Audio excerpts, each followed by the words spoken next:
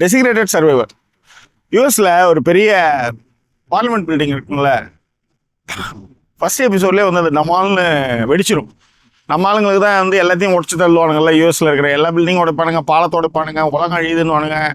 அவனுடைய கற்பனையே beyond the லிமிட்டில் இருக்கும். அந்த மாதிரி வந்து அந்த பார்லிமெண்ட் பில்டிங்கை வந்து காலி பண்ணிடுறானுங்க. அது உள்ளார்ந்த எல்லாருமே காலி. இது அந்த பார்லிமெண்ட் பில்டிங் உள்ளார்ந்த பிரசிடென்ட்லேருந்து அமைச்சர்கள்லேருந்து எல்லாருமே காலி. ஒரே ஒருத்தர் மட்டும்தான் வந்து வேற ஒரு இடத்துல இருக்கிறார். அவர் தான் வந்து நம்ம படத்துடைய, அதாவது இந்த சீரீஸோடைய ஹீரோ கஃபேர் சதர்லேண்ட். அவர் தான் வந்து கிரிக்மேன். அவர் வந்து என்னென்னா, அதிபருக்கும் அமெரிக்க அதிபருக்கும் இவருக்கும் வந்து ஒரு சின்ன விஷயம். இவர் வந்து கொஞ்சம் டிகிரேட் பண்ணுற மாதிரி வேற ஒரு துறைக்கு மாத்திரதான் இருக்கிறார். வெளிநாட்டு ஃபாரின் கொலாபரேஷன்ஸ்லாம் இவரை போய் பேச வைக்கிறதுக்கான விஷயத்த இவர் கொடுக்குறாரு.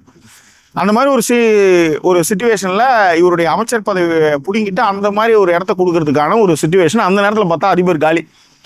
அந்த நேரத்தில் நம்ம காங்கிரஸில் இருந்து, இவங்க கட்சியில் இருந்த ஒரே ஆள் இவர் தான் உயிரோடு இருக்காருன்னு போது இவரை வந்து டவால்னு அமெரிக்க அதிபராக பிரசிடெண்ட்டாக மாற்றிடுறாங்க.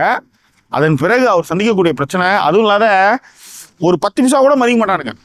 நீ ஏன் வந்து ஒரு சாதாரண ஒரு அமைச்சர், உன்னை திடீர்னு அவன் செத்துட்டான்றதுக்காக உன்னை வந்து அமைச்சராக இப்போ அதிபராகி கூப்பிட்டாங்க, நீங்களாம் அவ்வளோ பெரிய ஆளுமையா அப்படின்ற மாதிரி இவனுக்கு வந்து அவரை ட்ரீட் பண்ணுறதே வந்து ரொம்ப கேவலமாக ட்ரீட் பண்ணுவாங்க.